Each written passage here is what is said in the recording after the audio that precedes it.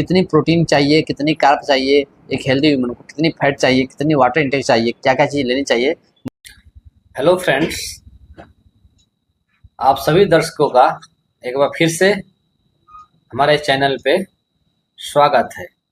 मैं doctor Rajesh Kumar, homeopathic physician, आज अपने सभी दर्शकों के लिए जो टॉपिक लेकर आया हूँ, जिस विषय में मैं आज बात करने के लिए आया हूँ, उस टॉपिक का नाम है न्यूट्रिशन। बोले तो पोषण, खाद्य पदार्थ, न्यूट्रिशनल रिक्वायरमेंट, पोषण पदार्थों की जरूरत।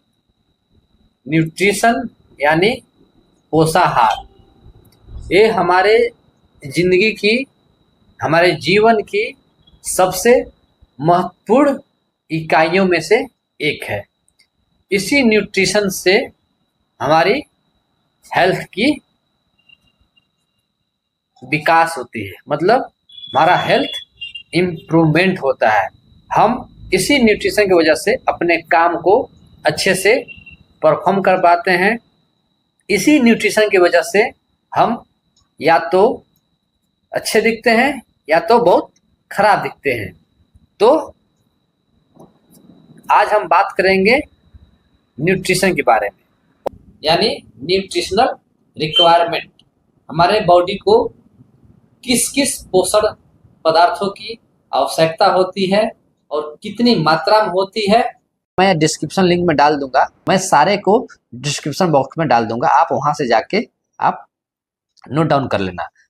और कितने प्रकार के पोषण आहार होते हैं, हम उसके बारे में कुछ जानकारियां आपको देंगे, जिससे आपकी जो लाइफ में न्यूट्रिशन की यानी पोषण आहार की जो आपूर्ति होती होगी, अगर आपको उसके बारे में नहीं पता होगा तो आपको इस वीडियो के माध्यम से आप अपने न्यूट्रिशन को पता कर पाएंगे कि हमारे शरीर के लिए कौन सा खाद्य पदार्थ कितना जरूरी है। अगर आप मेरे चैनल पे अभी नए नए हैं तो हमारे चैनल को सब्सक्राइब कीजिए, लाइक कीजिए और बेल आइकन को प्रेस कीजिए। और वीडियो अच्छी लगती है, आपको इन्फॉर्मेशन वाली लगती है तो ज़रूर एक बार कमेंट कीजिए। तो आज हम बात करेंगे न्यूट्रिशन के बारे में, यानी पोषण पदार्थ के बारे में। हमारे शरीर को जो न्यूट्रिशन चाहिए, जिससे हमारा शरीर बनता है, जिससे हम बहुत ही खा के बहुत खूबसूरत दिखते हैं, अपने हेल्दी लाइफ को मेंटेन करते हैं। अगर उसकी आपकी लाइफ में कमी हो जाए तो क्या होगा, अगर उसकी ज़्यादा मात्रा में आप खा लें तो क्या होगा, इसके बारे में हम थोड़ी संक्षेप में बात करेंगे। लेकिन सबसे जो विशेष बात करेंगे हम, न्यूट्रिशन पदार्थ कितने प्रकार के होते हैं और क्या क्या होते हैं। तो चलिए सबसे पहले हम जानते हैं न्यूट्रिशन है क्या। तो सबसे पहले हम कुछ आपको बातें बताएंगे। जो न्यूट्रिशन पदार्थ है, जो न्यूट्रिशनल रिक्वायरमेंट है, वो वेरी करता है। तो nutritional status is vary from according to socio economic condition, मतलब किसी समाज की पोषण स्थिति सामाजिक आर्थिक स्थितियों के अनुसार भिन्न होती है। तो न्यूट्रिशनल रिक्वायरमेंट की जो हमें नीड होती है, पोषण पदार्थों की जो हमें आवश्यकता होती है, उसकी कमी से बहुत सारी बीमारियां होती हैं। उसको बहुत ज़्यादा भी खाने से बहुत सारी बीमारियां होती हैं। बट इन सब को जानने से पहले हम ये बात जरूर जानेंगे, मैं आपको बताने का पूरा प्रयास करूंगा कि अच्छे स्वास्थ्य के लिए मनुष्य को ऊर्जा प्रदान करने वाले पोषक तत्वों जैसे प्रोटीन, फैट यानी वसा, कार्बोहाइड्रेट, विटामिन्स, मिनरल्स और खनिज आदि महत्वपूर्ण तत्वों की आवश्यकता होती। तो हमने जाना कि हमारे शरीर को ऊर्जा प्राप्त करने के लिए और स्वस्थ रहने के लिए किन किन पोषक तत्वों की आवश्यकता है। तो वो है प्रोटीन, फैट यानी वसा, carbohydrate, vitamins, minerals and water. हम जानेंगे किस व्यक्ति को कितनी ऊर्जा की आवश्यकता होती है और ऊर्जा का कैलकुलेशन कैसे किया जाता है। तो किसी व्यक्ति की ऊर्जा का कैलकुलेशन जो होता है उसके प्रतिदिन के किलो कैलोरी के हिसाब से होती है।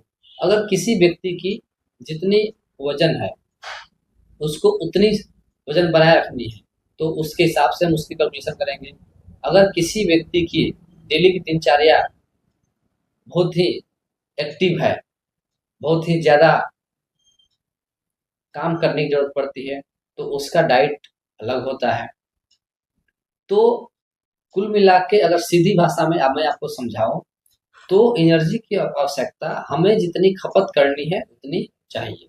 मतलब हम जितनी आउटपुट कर रहे हैं हमें उतनी इनपुट करना है ताकि हमारा शरीर बैलेंस में रहे। इसी खाद्य पदार्थों के इम्बैलेंस की वजह से जो प्रॉब्लम आती है, किसी को मोटा होना, किसी को दुबला होना और बहुत सारी बीमारियां आती है।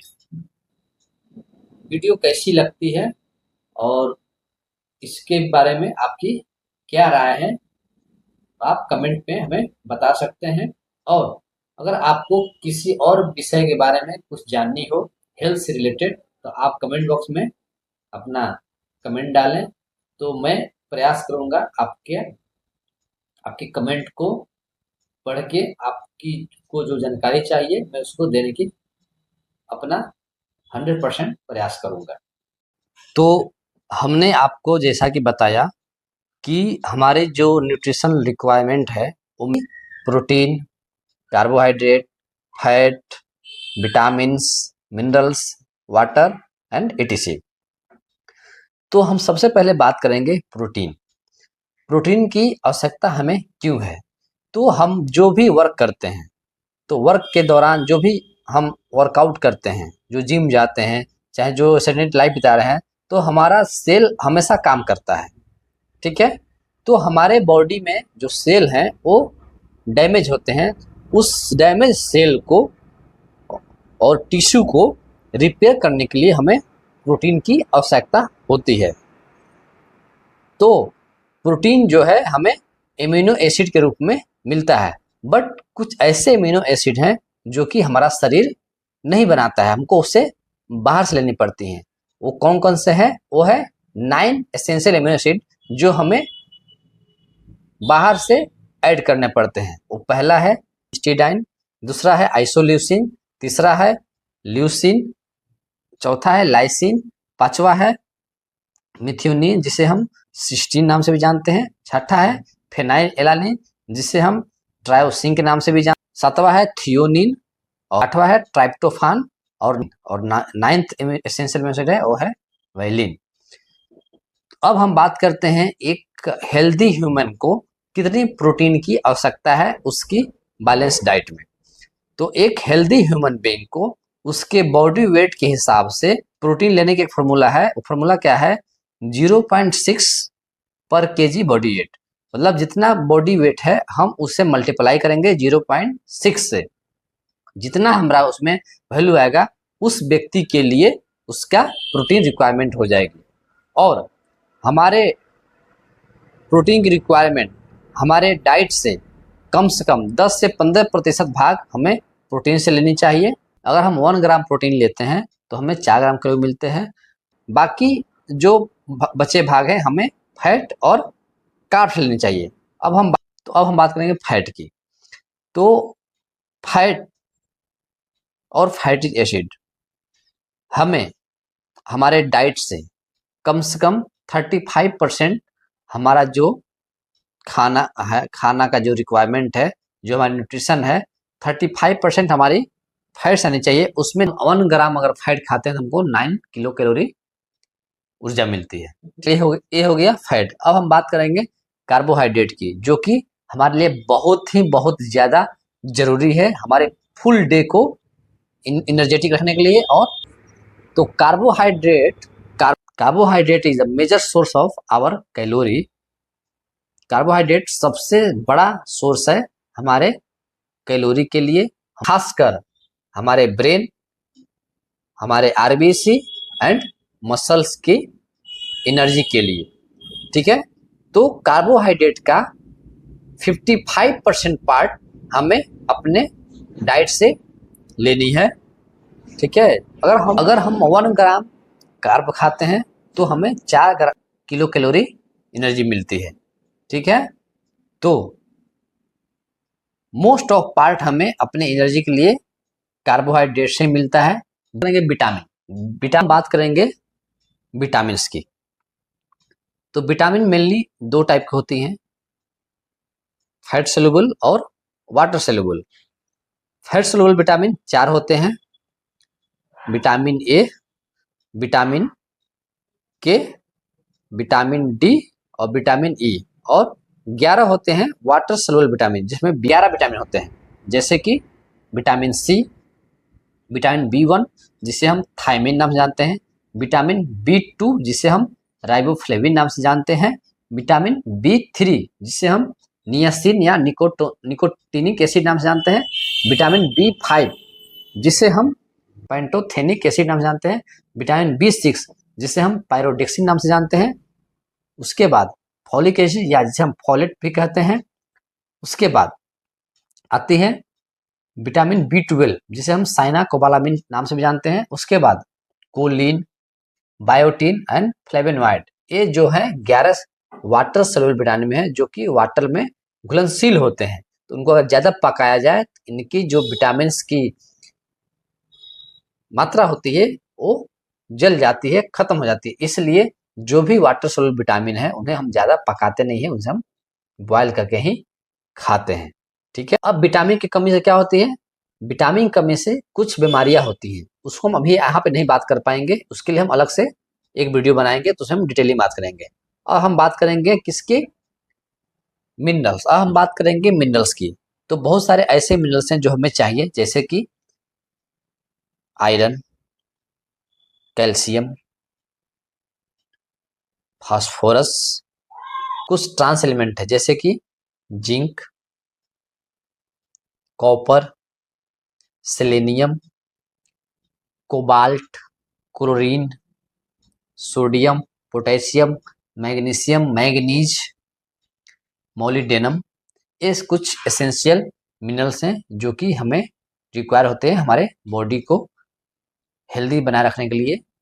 ठीक है, सबसे इम्पोर्टेंट अगर कोई चीज़, अगर प्रोटीन, फैट, कार्ब के बाद अगर सबसे कोई बहुत इंपॉर्टेंट चीज़ है वो है विटामिन। उसके बाद कोई इंपॉर्टेंट चीज़ है वो है मिनरल, और सबसे इंपॉर्टेंट चीज़ है वाटर। वाटर यानी जल की। तो वाटर इंटेक हमें इसलिए जरूरी है, जब एक ह्यूमन बींग, जब एक मानव, जब एक मनुष्य यूरिन डिस्चार्ज करता है, स्टूल पास करता है, स्वेटिंग होती है, तो वाटर लेवल वहाँ से डाउन होता है। तो उस वाटर लेवल को मेंटेन करने के लिए हमें वाटर की जरूरत होती है। ओवर हाइड्रेशन हो जाए, मतलब डिहाइड्रेशन से बचने के लिए हमें वाटर की जरूरत। अब हम बात करेंगे कि हमने तो सबकी बातें कर ली, हमके प्रोटीन कितनी चाहिए, फैट कितनी चाहिए, कार्ब कितनी चाहिए। अब हमें एक हेल्दी पर्सन को, एक हेल्दी आदमी को, एक स्वस्थ आदमी को कितनी पानी पीनी चाहिए, तो उसकी एक फार्मूला है। तो वाटर के साथ कितनी है, हम जितनी कैलोरी लेंगे उसके हिसाब से पर कैलोरी पर हम मल्टीप्लाई करेंगे 1 to 1.5 से मल्टीप्लाई करेंगे पर किलो कैलोरी। हमें जितनी किलो कैलोरी हम ले रहे हैं, इंटेक कर रहे हैं अपने फूड को, हम एल से या 1.5 ml से जितनी मात्रा आएगी हमें उतनी ml वाटर लेनी है। अब हम बात करते हैं कुछ नॉन एसेंशियल, जो नॉन एसेंशियल न्यूट्रिएंट्स है वो है डाइटरी फाइबर। वो कंपोज होते हैं सेलुलोज से, हेमिसेलुलोज से और पेक्टिन से, जो कि एक मनुष्य को बहुत सारी बीमारियों से बचा सकती है, यहाँ तक कि कैंसर से भी। अब हम बात करेंगे अगर हम कुछ ज़्यादा ले लें या कुछ कम ले लें तो कुछ बीमारियां होती हैं।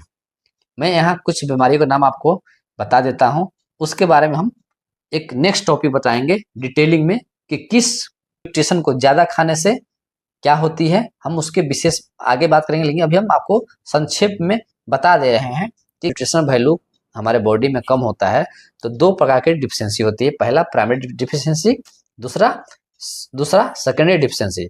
बात करेंगे हम प्राइमरी डिफिशियंसी में, वो क्या चीज। प्राइमरी डिफिशियंसी कब आएगी? प्राइमरी डिफिशियंसी तब आएगी जब हमारे डाइट में जो भी हमें न्यूट्रिशन चाहिए उसकी मात्रा कम हो गई हो या घट गई हो, तो हमें प्राइमरी डिफिशियंसी होगी। सेकेंडरी डिफिशियंसी उसे कहते हैं किसी बीमारी की वजह से सेकेंडरी डिफिशियंसी यानी माल न्यूट्रिशन होने के लिए कुछ ऐसे फैक्टर हैं जो कि बहुत इंपॉर्टेंट है। पहला इंजेक्शन, मतलब अगर हम कोई चीज खा रहे हैं तो हमें लग नहीं रही है, कोई बीमारी हो गई, जीआईटी ट्राई की कोई बीमारी हो गई, तो हम कुछ भी खाएंगे तो हमें खाने में समस्या होगी, तो हम खाना छोड़ देंगे। तो दूसरा आ गया ऑब्जर्प्शन, हम कुछ खाएं और सही से पचा नहीं तब भी हमें। तीसरा है यूटिलाइजेशन, अगर हम कुछ भी खा रहे हैं उसका सही से यूटिलाइज नहीं हो बॉडी कर पा रहा है किसी बीमारी की वजह से। चौथा है एक्सर्शन, इंक्रीज एक्सर्शन, जैसे चौथा है इंक्रीज एक्सर्शन, मतलब कोई चीज बाहर निकल रहा है और उसकी पूर्ति नहीं हो पा रही है। जैसे दूध, कोई माँ बच्चे को दूध पिला रही है, उसमें ज्यादा मात्रा न्यूट्रिएंट्स जा रहे हैं तो उसकी रिक्वायरमेंट नहीं हो रही है। हम यूरिन करते हैं तो उससे भी वाटर लॉस होता है, तो वैसे ही परस्पायरेशन, पसीने से भी होती हैं। पांचवा है इंक्रीज न्यूट्रिशन डिमांड, अगर न्यूट्रिशन डिमांड बढ़ गई है और हमें वो चीज नहीं मिल रही है तब भी हमें सेकेंडरी चीजें होंगी। तो एक कुछ विशेष चीजें थी हमारे न्यूट्रिशन के बारे में, इसकी बहुत बड़ी टॉपिक है, हम इसको डिटेलिंग करेंगे धीरे धीरे के, अगर हम उस पर अलग टॉपिक बनाएंगे। आज मेनली मैंने कुछ चीजें बताई कि आपको पता चल जाए कि हमारे बॉडी के लिए कि क्या क्या चीज जरूरी है। तो हमारे बॉडी के लिए एसेंशियल है, जरूरत है protein, fat, carb, vitamin, minerals and water, और कुछ नॉन एसेंशियल जो कि जिसे हम फाइबर ग्रुप में कहते हैं। ये सारी चीजें हमें बहुत ही इंपॉर्टेंट है। अगर आपको मेरी वीडियो अच्छी लगी और अच्छी लगती है तो प्लीज कमेंट करें, लाइक करें और मेरे चैनल को सब्सक्राइब करें और बेल आइकन को जरूर दबाएं ताकि मैं कुछ भी वीडियो बनाऊं आपके हेल्थ से रिलेटेड तो आपको उसका नोटिफिकेशन जल्दी मिले और आप उसका लाभ उठा सके, उसके बारे में जान सके, अपने हेल्दी लाइफ का ख्याल रखें और बाहरी जंक फूडों से बचें और किसी प्रॉपर डॉक्टर के गाइडेंस में अपनी न्यूट्रिशन बैलेंस को बनाएं। तो आज के लिए इतना ही, तब तक के लिए आप सबका बहुत बहुत धन्यवाद।